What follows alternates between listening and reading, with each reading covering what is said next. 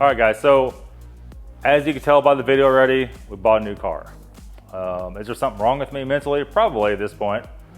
But we come to love the love-hate relationship of the S85. And as we're going through this and we're using more and more parts off the white car, I think what we're gonna do is just buy a different engine for the white car and keep all the parts from the other engine. I think it's gonna be the best way, because that leaves us with a good crank, leaves us with a lot of stuff. And we've been using that kind of stuff a lot. So this is a 2007 BMW M6. And this car is from Indianapolis. We went there yesterday and picked it up. And I forgot the owner's name, but he may not want me to say it anyway. This car has 65,000 original miles on it. This is a clear title car. A little tripping over stuff, that's all right. Clear title car.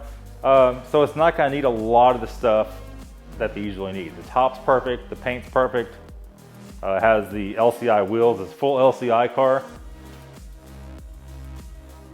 So we got some carbon fibre in this baby. On the lower armrest, on the dash, above the glove box, on. This car has virtually no air codes at all. So it also has near new Continental Continental Extreme tires on it. Everything is very, very nice. Has a brand new battery. You can see this is the sapphire black metallic paint. Has a lot of stuff in it. We just sprayed it off the car wash. We didn't even wipe it. And all we did was bring it here and put the top down.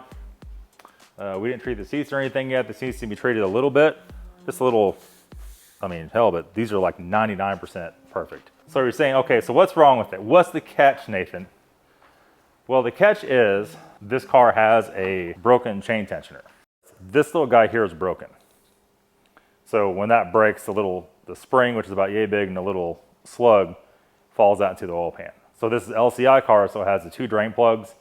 The previous owner scoped that, could tell that is the issue. So what are we gonna do at this point? The car runs and drives, but I know if we just pull it on the trailer and pull it off the trailer and back into here. We're not gonna drive it anymore until we take it apart. Because I know for a fact, if we drive that and that chain comes off, then we have no chain drive to the regular oil pump at all, and it will blow up immediately. So, at 65K, what are we gonna do to this car? We are going to, first of all, more than likely, we'll know after today's video, order control arms for it. We need to make sure that the tie rods are not seized up. If they are, we'll have to order new tie rods. It'll need alignment after that. It does not need tires. Tires are perfect on it. We're gonna go ahead and do the Vanos line, the rod bolts, and the ACL rod bearings. Because I feel like if we don't do that, in the very end, nobody's gonna want this car because everybody's scared of it. 65,000 miles, they're gonna say, okay, I got 20,000 more miles for this thing shits the bed and, you know, it needs rod bearings. So at that point in time, we'll do our usual. We'll inspect everything else. Anything wrong, we'll replace it. You know, so it should be pretty easy. But we have not had it on the lift yet. We just backed it up in here, slid the arms under it. So let's start off by lifting it up right now. Let's see what else it may need.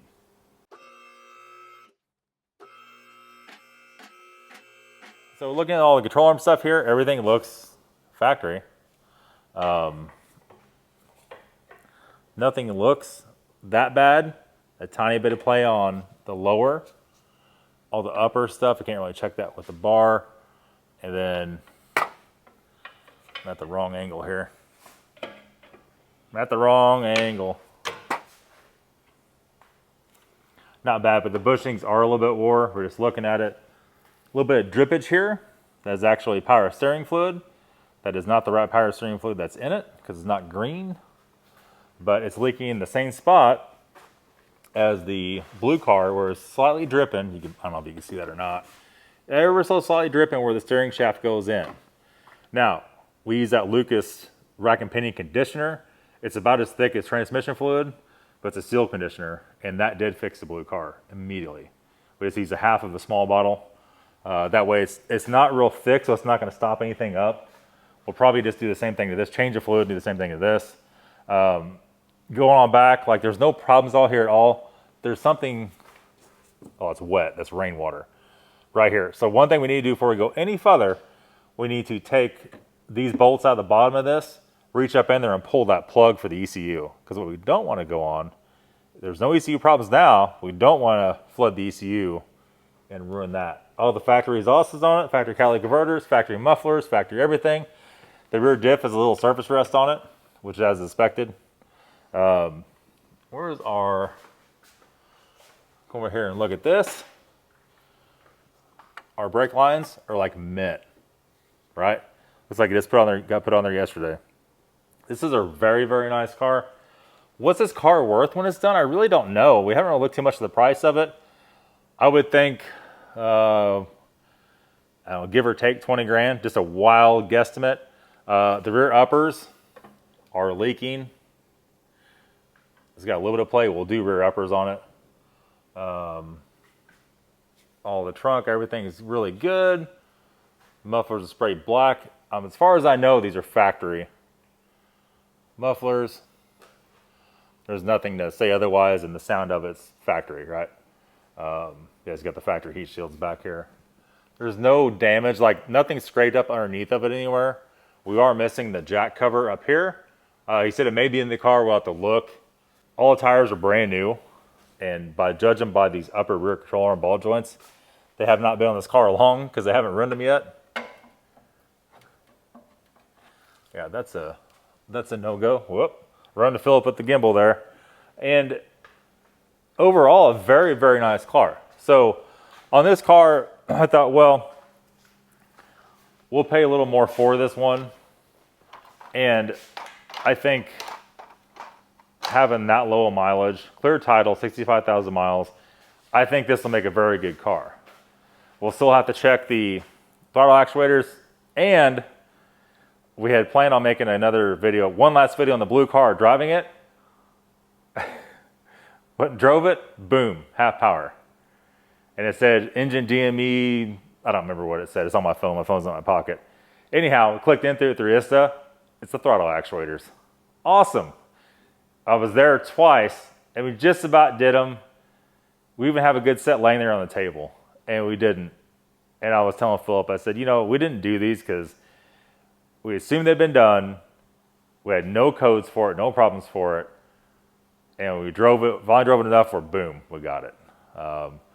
And so the feature of that car, we just wrote 2 people on that car if they wanted to buy it. Both of them do want to buy it, but we were gone yesterday all day, so we didn't have time to do anything. If that doesn't go through, we'll go ahead and do that and write more people on it. If you're interested, nathan.youtube@yahoo.com. We'll put the link in the description for that. Email me about it on the blue Interlagos blue car. And other than that, we sell a TPS code for that car. The only problem that car has, or we'll have it every day, is TPS sensor on the front left. So I just go and order one and throw in it, and that's it. That very well may be what we'll do with that, and that'll just get everything done on it. That's not that big of a deal. That brings us back to our tire changer and balancer. Are we going to order one of those? You guys been asking. Probably at this point, because stuff like that would be so easy. We have tires to put on the Figaro. We have all this, like everything always needs tires. We end up having to wait and wait and wait. I'll put this down over here for a tire shop to do our tires. And then the local tire shop, the balancer isn't good enough, so everything they do is a ½ ounce off. And then we take it to another shop, and it's gotten so expensive. When we took the blue car to get it lined up, it used to be you get the car lined up, the tires put on. We brought the tires with us to put on. Tires put on, changed out. Maybe it cost a couple $100. Well, this time it's $400. $400 is a lot of money to line up a car and swap tires out when the customer brings tires. And it's like we just can't keep doing that. We have other places to get stuff aligned. We could probably get it for $89 or $100. That's fine. I don't want to do alignment stuff here, but the tire changer, it's in my sights, boys. It's in my sights to get that done. anyhow, that's it for today's video. It's a new car, right? So stay tuned for that. We also have an X5 or somebody else we have to do 6 HP 19 transmission solenoids and sleeves on. That'll be coming in the next day or 2 or 3. We'll put videos up on that. So far, you're asking about the white car. What's the deal with the white car? Well, the plans may have changed on that now. Like I was saying at the beginning of the video, we may just go ahead and buy another used engine and save all the parts in this one so we could keep fixing stuff. That's so nice to have stuff here we don't have to order to keep doing it. And if I had known we were going to buy this one sooner, I would have ordered rod bearings, rod bolts, and everything. I already had them here, and we could just start going on it.